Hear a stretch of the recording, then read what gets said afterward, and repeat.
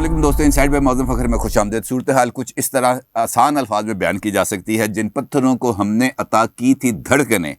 ان کو زباں ملی تو ہم ہی پر برس پڑے۔ یعنی اقتدار کی وہ ٹرائکا جو پاکستان پر طویل عرصے سے حکمران ہے اور رہتی ہے، مختلف ادوار کے اندر یہ ٹرائکاز گورنمنٹ کرتے رہتے ہیں، لیکن موجودہ دور کے اندر عمران خان صاحب کے دور حکومت کے اندر یہ ٹرائکا اتنی زیادہ طاقتور تھی کہ یہ سوچ بھی نہیں سکتے تھے کہ یہ ون پیج ڈاکٹرین کبھی نہ کبھی ختم ہو سکتا ہے۔ لیکن اب اس وقت واضح طور پر اقتدار کی یہ جو مثلث ہے، یہ جو تکون ہے، یہ جو ٹرائکا ہے، اب ٹوٹتے ہوئی نظر آ رہی ہے۔ اور اب سول ملٹری تنازع کو حل کرنے کے لیے کابینہ اراکین سمیت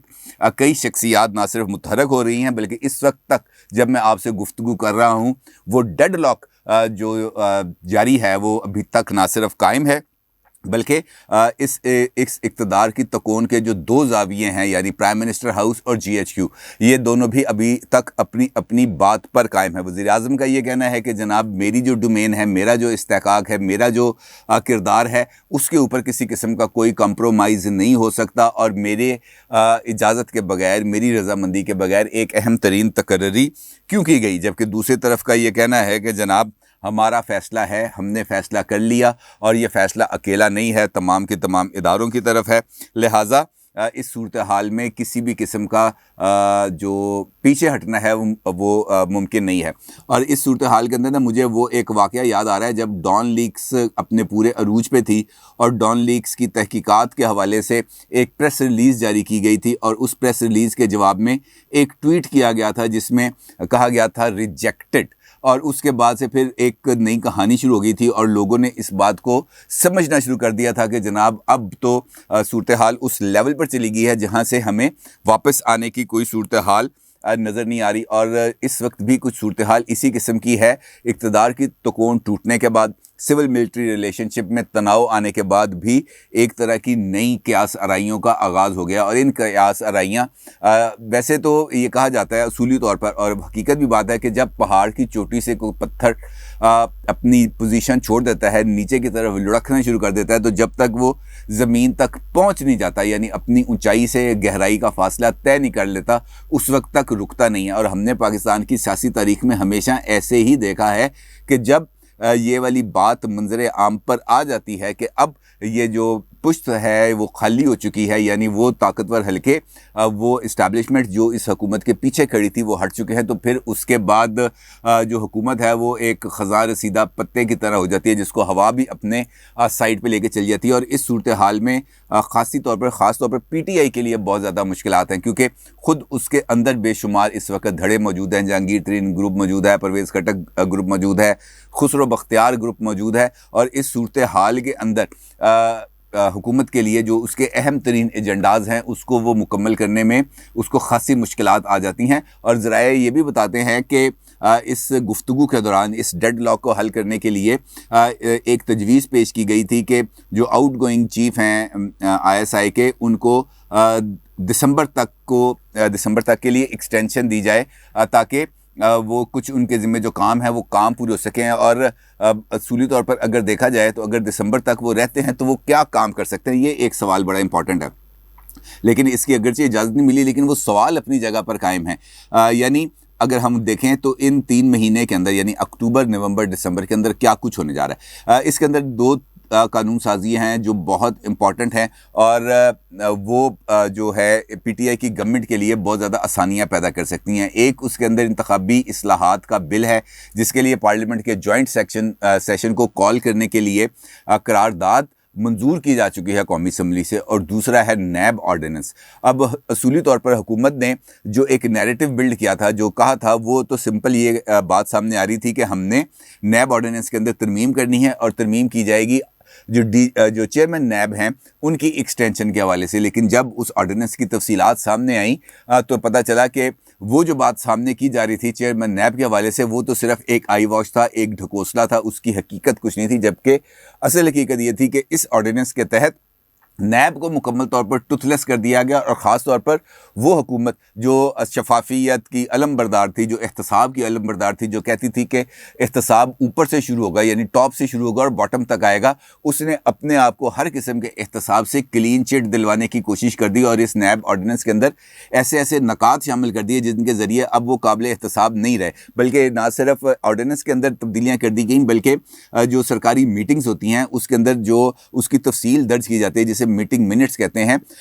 سابقہ دور ادوار کے اندر یہ ہوتا تھا کہ جو بھی بندہ بات کرتا تھا اس کے نام سے آگے منٹس ریکارڈ کیے جاتے تھے۔ مثال کے طور پر اگر اسحاق ڈار صاحب فائنانس منسٹر ہیں اور وہ اکنامک کوارڈینیشن کمیٹی کے اجلاس میں موجود ہیں، تو اسحاق ڈار صاحب جو ایجنڈا آئٹمز ہیں اس کے اوپر جس قسم کی بھی اظہار خیال کریں گے، چاہے وہ ایجنڈا آئٹم کے حق میں ہے چاہے ایجنڈا آئٹم کے خلاف ہیں، تو وہ ان کے نام کے ساتھ لکھی جائے گی کہ محمد اسحاق ڈار وزیر خزانہ نے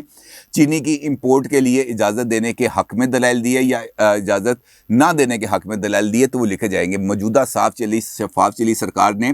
اس طریقہ کار کو بھی نہ صرف تبدیل کر دیا، بلکہ اب تو کسی قسم کی چیز لکھی نہیں جاتی، اب تو یہ پتہ ہی نہیں چلتا کہ کون سا بندہ کون سی بات کہتا ہے، اور یہ صرف اور صرف اپنی سکن کو سیو کرنے کی بنیادی طور پر کوشش ہے۔ اس آرڈیننس کے ذریعے عمران خان صاحب، ان کی پوری کابینہ کو کلین چٹ مل گئی، ان کو کسی بھی قسم کے احتساب کے کٹہرے میں نہیں لایا جائے گا، بلکہ اس کے ساتھ ساتھ تمام صوبائی حکومتیں، تمام صوبائی وزرائے اعلیٰ اور تمام جو صوبائی وزراء ہیں ان کو بھی مکمل طور پر کھلی چھوٹ مل گئی ہے، اب ان سے کوئی سوال نہیں کیا جاتا۔ اور اس صورتحال کے اندر، کیونکہ یہ وہ اہم ایجنڈاز ہیں جن کی تکمیل ہونی تھی، ایک انتخابی اصلاحات، دوسرا نیب، اور تیسرا معاملہ ہے پولیٹیکل معاملہ، اور وہ ہے نواز شریف صاحب کے متعلق اور نون لیگ کے متعلق، کیونکہ نون لیگ نے اب اپنا مومنٹم بھی بلڈ کیا، اور یہ کہنے کی اب یہ باتیں شروع ہو چکی ہیں کہ نواز شریف صاحب دسمبر میں واپس آئیں گے، لہٰذا نواز شریف صاحب کو ٹف ٹائم دینے کے لیے، ان کو روکنے کے لیے، مسلم لیگ نون کی جو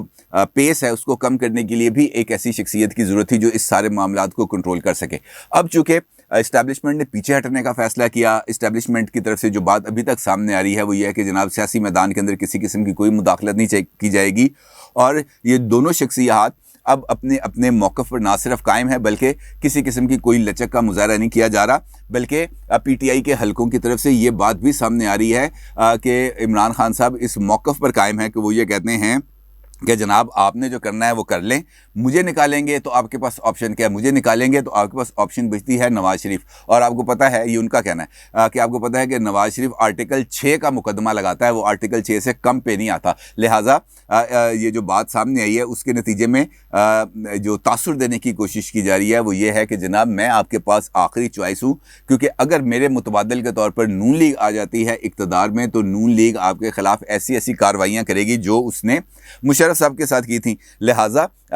میں ہی آپ کے پاس آپشن ہوں، میرے ساتھ ہی گیو اینڈ ٹیک کریں۔ اب اگر ہم ایک لمحے کے لیے اس بات کو فرض کر لیتے ہیں کہ دونوں فریقین کے درمیان جو گیو اینڈ ٹیک ہے وہ ہو جائے گا، جو اس وقت تک نہیں ہوا، تو اس کی صورت کیا ہوگی؟ یا جی ایچ کیو کو پیچھے ہٹنا پڑے گا یا عمران خان صاحب کو پیچھے ہٹنا پڑے گا۔ جو بھی فریق پیچھے ہٹے گا یا یہ تاثر دے گا کہ ہم پیچھے ہٹے ہیں، تو اس کے نتیجے میں یہ تاثر تو یقینی طور پر قائم ہو جائے گا کہ اب یہ حکومت نہیں ہے۔ لہٰذا میں تو بڑی کنونسنگلی اس بات پر قائل ہوں کہ اس بات کا مجھے نظر آ رہا ہے کہ اب عمران خان صاحب کی حکومت کے لیے مشکل وقت شروع ہونے والا ہے۔ اب اگر ان کا مشکل وقت شروع ہونے والا ہے تو پھر ہم نے دیکھنا ہے کہ اب کیا ہوگا۔ اب جو میری رائے ہے اس کے مطابق یہ جو پی ٹی آئی ہے اس کے اندر اب ہمیں ایک جانب دھڑے بندیاں اور زیادہ تقویت پاتی نظر آئیں گی، دوسری جانب ہمیں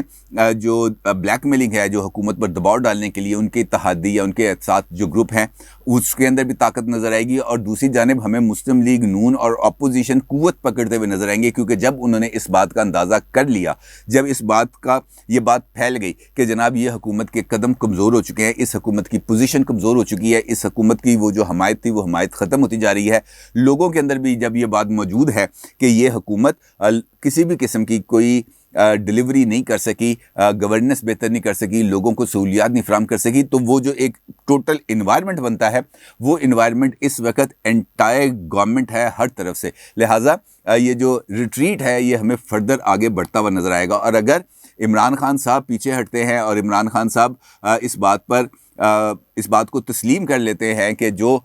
پریس ریلیز جاری کی گئی ISPR کی طرف سے اس پر عمل درآمد ہو جاتا ہے اور وہ نوٹیفیکیشن جاری ہو جاتا ہے،